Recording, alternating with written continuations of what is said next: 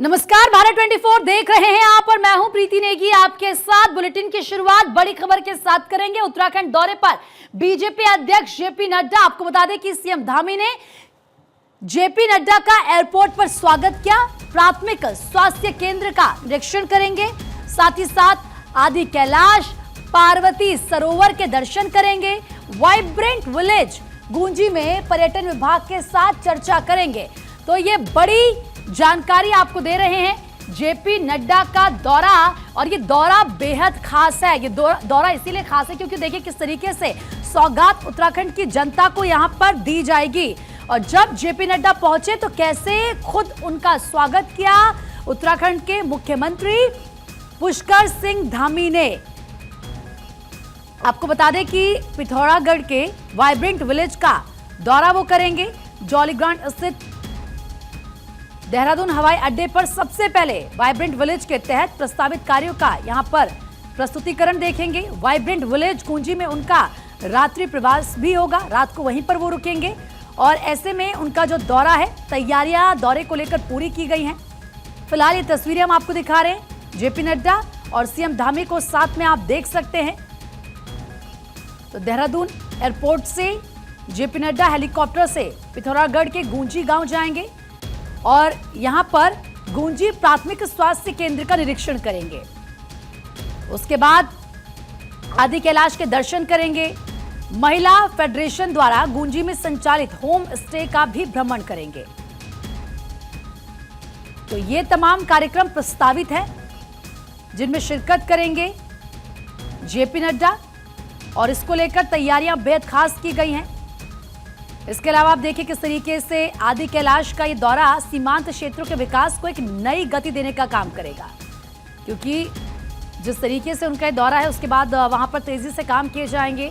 उनका विकास योजनाओं की समीक्षा करना, इन प्रोजेक्ट्स की गति को और तेज करना है और ज्यादा प्रभावी बनाना है। वहां के जो महिला स्वयं सहायता संस्थाओं द्वारा संचालित कार्यस्थलों में स्वास्थ्य मंत्री का भ्रमण। इसके अलावा आप देखिए मातृशक्ति का हौसला बढ़ाने वाला भी ये होगा, क्योंकि इससे किस तरीके से इंस्पिरेशन मिलती है, मोटिवेशन मिलती है। तो बेहद खास है जेपी नड्डा का ये दौरा। और फिलहाल जिस तरीके से सीएम धामी ने जेपी नड्डा का एयरपोर्ट पर स्वागत किया है, वो तस्वीरें भी हम आपको दिखा रहे हैं। उत्तराखंड दौरे पर जेपी नड्डा गूंजी के प्राथमिक स्वास्थ्य केंद्र का निरीक्षण वो करेंगे और आदि कैलाश के दर्शन भी इस दौरान जेपी नड्डा करेंगे।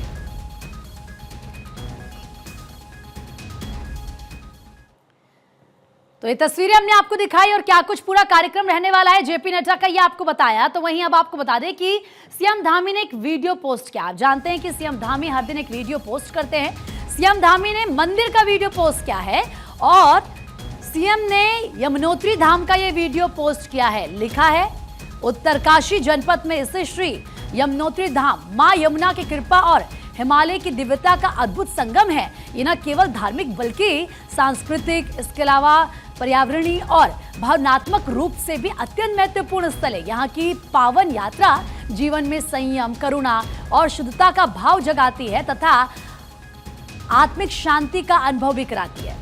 श्री यमुनोत्री धाम में आप सभी श्रद्धालुओं का हार्दिक स्वागत और अभिनंदन।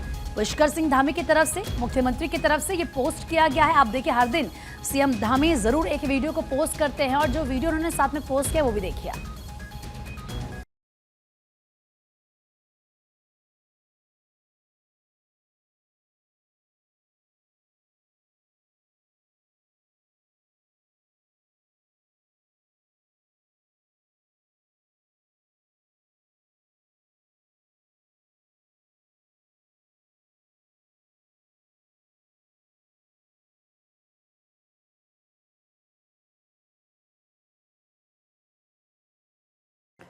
तो यमुनोत्री धाम का ये वीडियो सीएम की तरफ से पोस्ट किया गया है।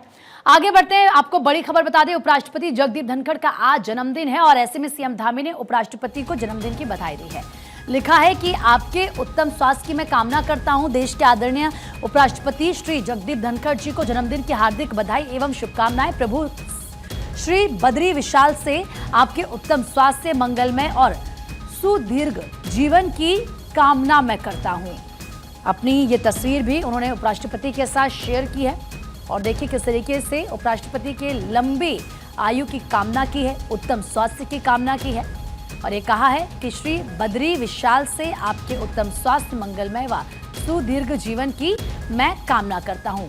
तमाम जो दिग्गज हैं उपराष्ट्रपति को आज जन्मदिन की बधाई दे रहे हैं। इस कड़ी में किस तरीके से राष्ट्रपति द्रौपदी मुर्मू, प्रधानमंत्री नरेंद्र मोदी, नितिन गडकरी, सीएम धामी, तमाम दिग्गज पोस्ट करके उपराष्ट्रपति को उनके जन्मदिन की ढेर सारी शुभकामनाएं दे रहे हैं और इसी के साथ वो खास पल भी यहां पर सीएम पुष्कर सिंह धामी ने साझा किया है उपराष्ट्रपति के साथ। जब उनसे मुलाकात हुई थी, चेहरे पर मुस्कान है और इसी तस्वीर को सीएम ने आज शेयर किया है। आपको बता दें कि देहरादून हरिद्वार से 6 बांग्लादेशी नागरिकों को गिरफ्तार किया गया है। भारत में अवैध रूप से रहने के आरोप में इनको गिरफ्तार किया गया है। संयुक्त अभियान के बाद गिरफ्तारियां की गई हैं, तो बड़ा एक्शन लिया जा रहा है जो अवैध तरीके से हिंदुस्तान में रह रहे हैं। हरीश थपलियाल जरा बातचीत के लिए इस वक्त हमारे सहयोगी जुड़ चुके हैं हमारे साथ। हरीश, जरा बताएं, क्योंकि देहरादून हरिद्वार से 6 बांग्लादेशी नागरिक गिरफ्तार किए गए हैं। जी देखिए, ये लगातार ये अभियान जब से ये ऑपरेशन सिंदूर की सफलता के बाद ये अब कैंपेन चलाया गया पूरे देश भर में, तो उत्तराखंड में भी ये कैंपेन जारी है। और इसी क्रम में पिछले 2 दिनों का यदि हम बात करें तो हरिद्वार, देहरादून का पचवा दून का इलाका, अलग अलग क्षेत्रों से बांग्लादेशी जो घुसपैठी है उनकी गिरफ्तारी यहाँ पर हो चुकी है। करीब 10 से 12 लोग ऐसे हैं जो जिनकी गतिविधियां संदिग्ध थी और उनको पुलिस ने उनकी धरपकड़ कर उनको गिरफ्तार कर लिया गया है। लगातार मुख्यमंत्री पुष्कर सिंह धामी भी इसी बात को लेकर के कहते आए हैं कि उत्तराखंड की डेमोग्राफी चेंज हो रही है।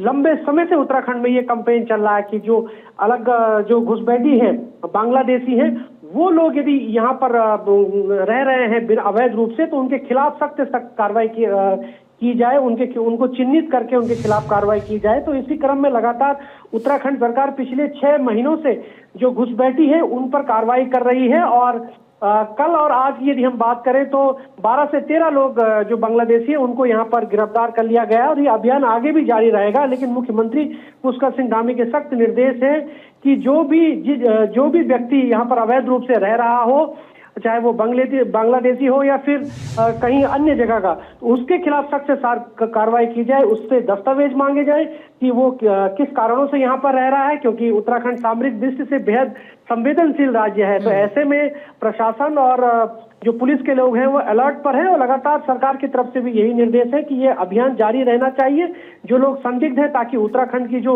मूल छवि है, जो मूल स्वरूप है, वो प्रभावित न हो सके। जी बिल्कुल। और हरीश, क्योंकि हालांकि काफी चैलेंजिंग भी होता है, क्योंकि हम देखते हैं कई ऐसे लोग होते हैं जो अवैध तरीके से रह रहे होते हैं चोरी चुपके, और कई तो ऐसे होते हैं जो बाकायदा डॉक्यूमेंट्स भी बना लेते हैं। तो ऐसे में उनकी पहचान करना, फिर उन पर एक्शन लेना पुलिस के लिए एक बड़ा चैलेंज हो जाता है।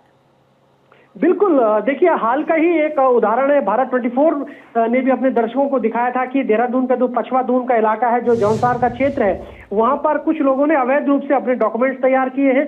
चाहे वो यहाँ तक कि उन्होंने अपना जो जनजाति प्रमाण पत्र है वो निर्गत करवाया। तो ऐसे में जैसे ही सरकार ने इस बात का संज्ञान लिया, तो जो संबंधित राजस्व उप निरीक्षक होते हैं, जो स्थानीय बोलचाल में पटवारी कहते हैं, तो उस पर कार्रवाई सरकार की तरफ से की गई है। स्थानीय प्रशासन की मिली भगत से ये सब कुछ होता है, लेकिन मुख्यमंत्री पुष्कर सिंह धामी की तरफ से स्पष्ट निर्देश है, कड़े निर्देश है कि जो भी अधिकारी ऐसी मिली भगत में संलिप्त पाया जाएगा उसके खिलाफ कठोर से कठोर कार्रवाई होगी। और ये उत्तराखंड के मूल स्वरूप के लिए सही नहीं है कि कोई अवैध रूप से यहाँ पर रह रहा हो और स्थानीय प्रशासन की मदद से डॉक्यूमेंट्स अपना तैयार कर लिया जाए। ये देश हित में भी अच्छा नहीं है।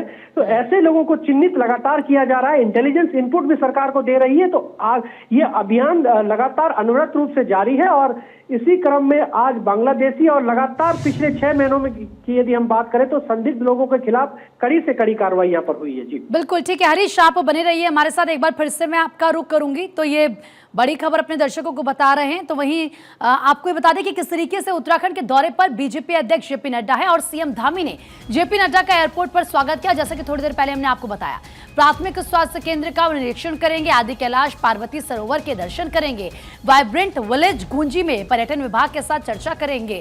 तो ये आज जेपी नड्डा का जो उत्तराखंड का दौरा है, कार्यक्रम प्रस्तावित है। हरीश का एक बार फिर से रुक कर लेते हैं। हरीश, उत्तराखंड दौरे पर है बीजेपी के अध्यक्ष जेपी नड्डा और तमाम जो उनके कार्यक्रम है वो भी हम बता रहे हैं दर्शकों को, जरा बताएं क्योंकि तस्वीरें तो हैं जब उनका स्वागत किया गया सीएम धामी की तरफ से।